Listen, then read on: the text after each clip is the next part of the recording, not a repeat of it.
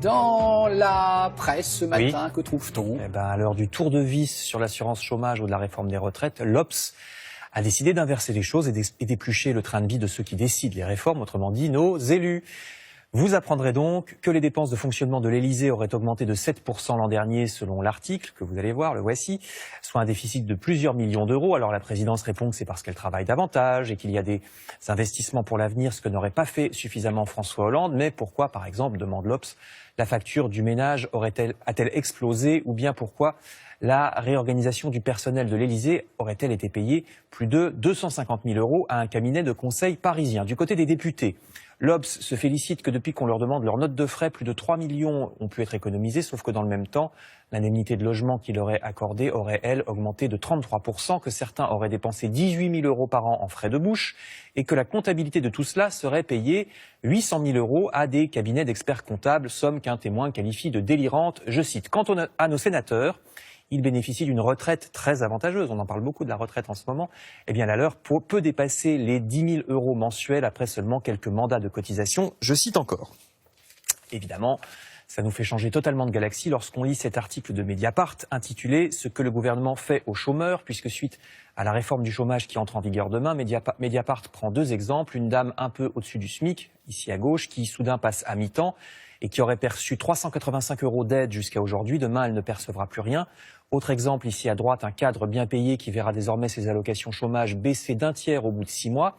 Une dureté, c'est le mot qu'elle emploie, que la ministre du Travail justifie par le fait que jusqu'à 700 000 offres d'emploi seraient non pourvues, je la cite. Sauf que, selon Mediapart, au final, très peu d'offres d'emploi sont réellement dédaignées par les chômeurs, qui sont de toute façon bien plus que 700 000.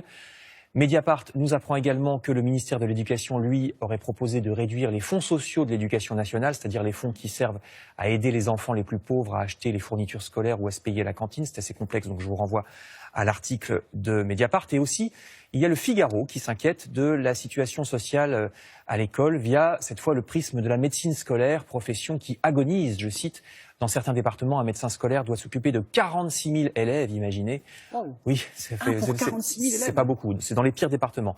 Et on manque de médecins scolaires parce qu'ils sont payés 2 à 3 fois moins qu'un médecin libéral, donc forcément, sauf qu'ils servent à dépister tôt les maladies chez les jeunes, ce qui permet une économie pour plus tard, plutôt que de soigner au dernier moment, explique l'article. Toujours au sujet de la santé.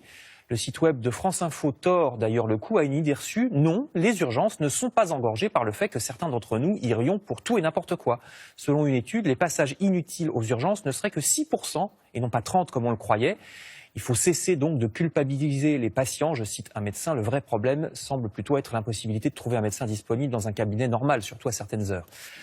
Enfin, toujours à propos de santé, celle de nos rythmes biologiques en l'occurrence. Vous lirez dans Le Parisien aujourd'hui en France et dans Les Échos que le gouvernement s'apprêterait à faciliter le travail de nuit, notamment dans les commerces alimentaires. Et déjà, les syndicats regrettent que ce projet ne prévoit pas d'indemnité ou de repos compensatoire.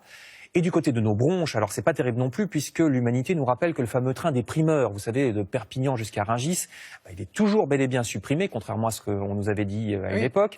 Alors qu'il évitait la pollution de milliers de camions, en 12 ans, le transport de marchandises par rail a baissé de plus de moitié. Des wagons frigorifiques de ce fameux train seraient déjà partis à la casse, croit savoir l'Humanité.